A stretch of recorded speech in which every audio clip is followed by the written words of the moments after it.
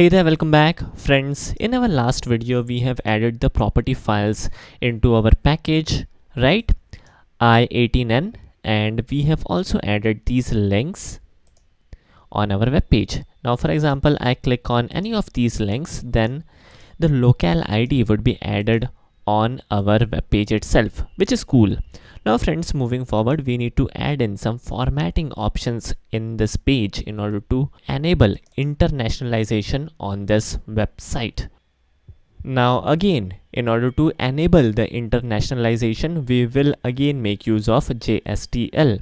Now for example, we check in the tag libs, then definitely there are a couple of tag libs which we haven't used. One of the tag lib is formatting, so this time around we will make use of this particular tag lib. Now friends, we also have the tag lib for SQL, but we will skip on it. We will not create any video on SQL related tags because making use of JSTL SQL tags is not at all recommended. So now the last tag lib which we're gonna use is the formatting tags. So let me copy this, and in here we will be adding this tag lib in here. Cool. And now we will try to convert this part using the formatting options. Now in here the way is very simple. We will type in fmt : message. Alright.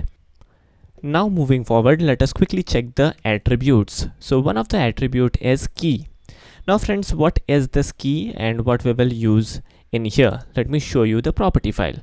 So in here, if you guys remember, all of these label.hello, label.welcome is common inside every property file, right? And these are nothing but the key. So the first key is label.hello. Let me add in this key in here real quick. And moving forward, once we add in this key hello, let us also print a generic name in here. So it would be like John. All right. Then moving forward, let us get rid of these paragraph, and we will simply copy this part and we will paste couple of times. We will get rid of other things. In fact, we can also close in the tags right away. These are like self-contained tags, and now we need to update the labels real quick. So the second label could be, for example, label.welcome. Then we have label.message. Then we have finally label.thanks. Alright. Now friends, this is cool that we are making use of like labels and we will fetch the information from the property file, which is cool enough. But how these labels will know from where we will fetch the information? For that, we have a yet another tag, which is fmt : bundle. Now when it comes to this fmt bundle tag, the required attribute is base name. So let us understand what exactly is the base name. And there is one more thing, we need to end this tag, we need to close this tag after using all of these fmt message tags. So that's again a thing. Alright. So in here, the base name would be the package name and the base name of the property name. So it would be like, the package name is i18n / the base name of property file, which is website. Now friends, in here the property names are very important. The base name is website, and then we have the locale ID attached by taking help of a underscore. So the base name is website and the complete name of specific locale ID property file is base name _ locale ID. Alright, so now moving forward, let us do one more thing. Let us quickly add in the paragraph tags for all of these what we say fmt message tags. Let me do that real quick. And this is for the formatting purposes, nothing special. Let me format things a little. Alright.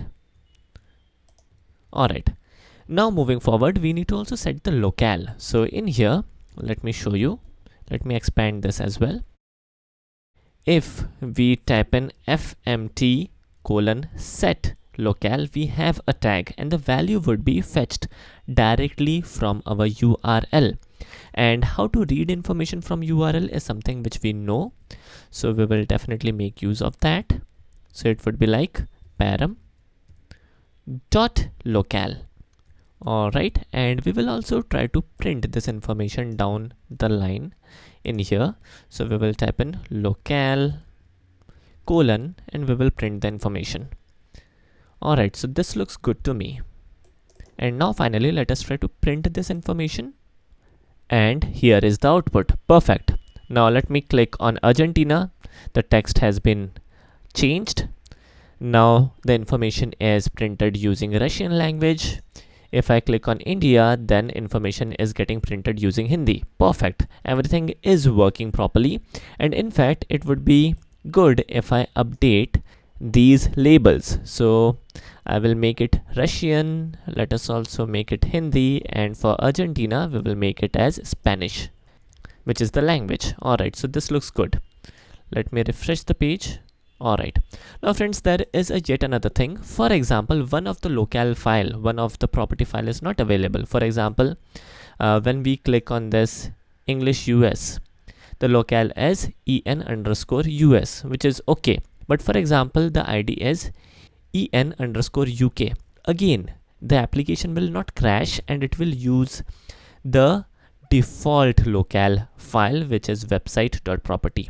Again, we can delete this particular website _en_us.property file again, and our application will work perfectly. There won't be any issue, in fact, because when the property file is not available, definitely the default file will be used. All right, so this is it, how easily we can internationalized our application. This was a very short and simple demonstration, and I hope you guys enjoyed this video. Thanks for watching. Take care and have a nice day.